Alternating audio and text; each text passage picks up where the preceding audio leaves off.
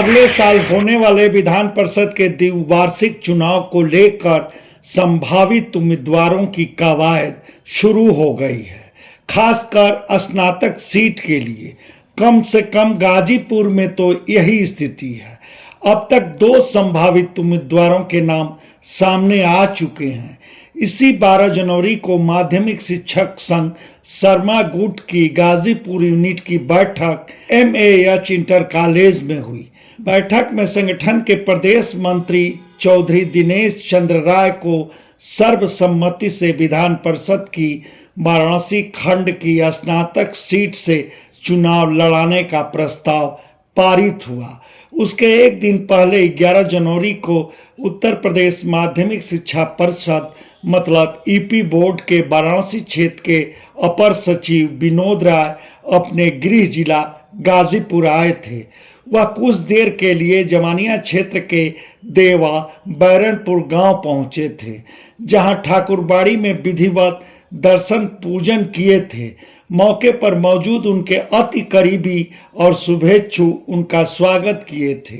वहीं अनौपचारिक बातचीत में विनोद राय बताए कि अवसर बना तो वह विधान परिषद की स्नातक निर्वाचन क्षेत्र की वाराणसी सीट से चुनाव लड़ सकते हैं। मौके पर मौजूद लोग एक सुर से मैदान जंग में उनका साथ देने का ऐलान भी किए। खैर, इन दोनों संभावित उम्मीदवारों की ओर से यह स्पष्ट नहीं किया गया है कि वह किसी दल का झंडा डंडा लेकर मैदान जंग में उतरेंगे कि निर्दल ही जोर आजमाइश करेंगे। जहां तक चौधरी दिनेश चंद्र राय की बात है तो उनके संगठन की बैठक में उनकी उम्मीदवारी के प्रस्ताव को शीर्ष नेतृत्व तक पहुंचाने का निर्णय हुआ।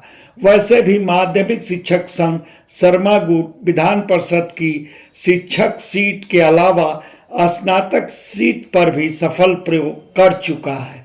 2014 के चुनाव में आगरा की स्नातक सीट से शर्मा गुट के हेम सिंह पुंडीर जीते थे।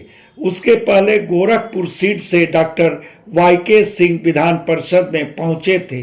तब कहा जा सकता है कि चौधरी दिनेश चंद्र राय भी उसी परंपरा को आगे बढ़ाने के लिए आगे आए हैं। खैर, यह तो वक्त बताएगा कि यह दोनों संभावित उम्मीदवार चुनाव मैदान में उतरेंगे ही।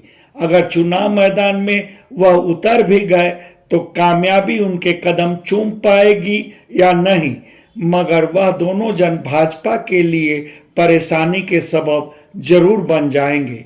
दरअसल भाजपा का दशकों तक विधान परिषद की वाराणसी स्नातक सीट पर दबदबा रहा है, मगर साल 2020 के चुनाव में पहली बार समाजवादी पार्टी का झंडा फहरा था। तब भाजपा के सिटिंग MLC केदारनाथ सिंह की समाजवादी पार्टी के आशुतोष सिन्हा के हाथों करारी हार हुई थी। उस नतीजे को लेकर माना गया था कि समाजवादी पार्टी के साथ ही आशुतोष सिन्हा के खुद का प्रभाव तो था ही, वहीं उस नतीजे के लिए भाजपा के सिटिंग MLC केदारनाथ सिंह का अपने वोटरों की अपेक्षा पर खरा न उतरना भी एक मुख्य कारण था।